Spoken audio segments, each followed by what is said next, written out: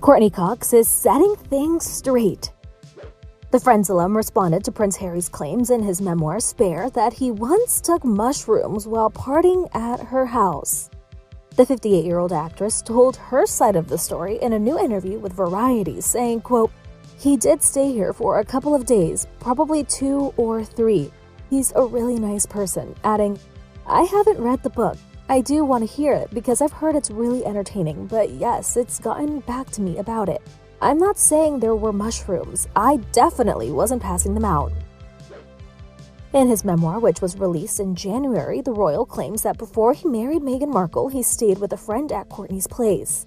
During his stay, she hosted a party where he claims he found a, quote, "huge box of black diamond mushroom chocolates."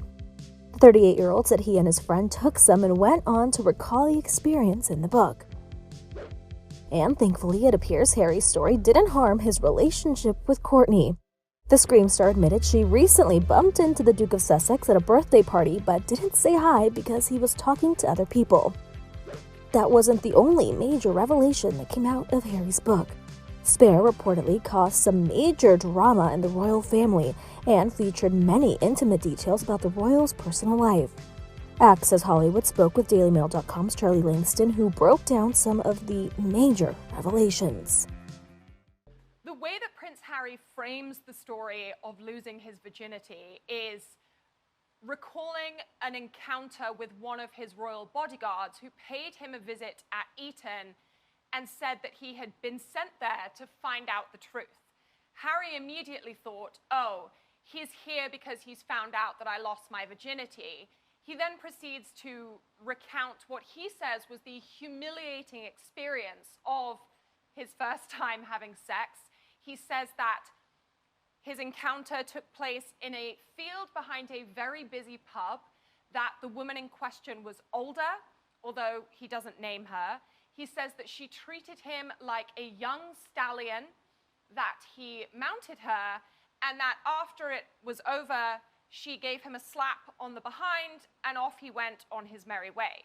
Now, he says that it was humiliating. He says that it was incredibly foolish because it took place in such a public area, and he was convinced that someone must have seen it happening. As it turns out, the bodyguard in question had been sent to Harry's school to ask whether Harry had been doing drugs, but Harry took that opportunity in the book to share a very intimate moment with what will no doubt be millions of readers across the world. I can't believe he's sharing all of this. I think the truth of the matter is, this book is really, as far as Harry is concerned, this book is the first opportunity that he has had to share his story. Now, we've seen Harry and Meghan doing multiple joint projects, the Oprah interview, the Netflix series, the future Invictus Games documentary, but at no point has Harry really been given the opportunity to tell his side or his recollection of events from his childhood until now. And I think in some ways this experience of writing the book will have been something of a floodgate moment for Harry, where once he started, he just couldn't stop.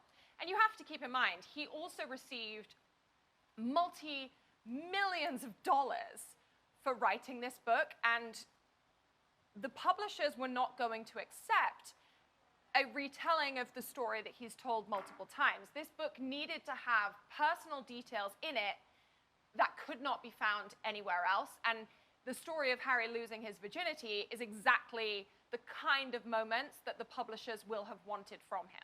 And he delivered. Let's talk about the new details on the feud between Meghan and Kate. Harry says Kate had baby brain. Can you explain the context of that, what happened, and why Meghan allegedly said that? The argument that took place between Meghan and Kate in the lead up to the Sussexes' wedding in May 2018 is something that by this point, the majority of people know about. It's become a she said situation. It was first reported that Meghan had made Kate cry.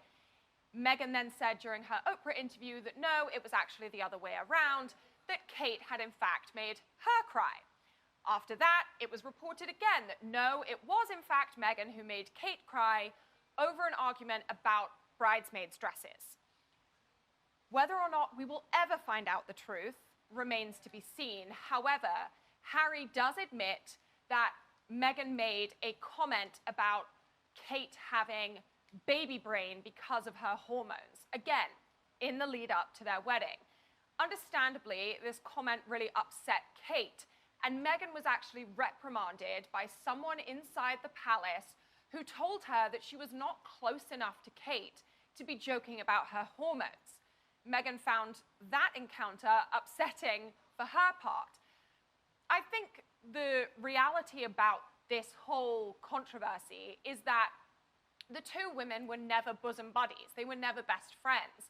And to hear it from sources who are close to Kate, she did all that she could to welcome Meghan into the royal family and to really show her the ropes, to kind of indicate to her best practices, as it were, the best practices of being a new member of the royal family. As far as Meghan is concerned, Kate did not give her enough support and didn't really treat her like a sister-in-law. She was more like a kind of, person who was making sure that Meghan was following the rules. So I think the truth of the matter is the two women were never really on the same side, nor were they really on the same page.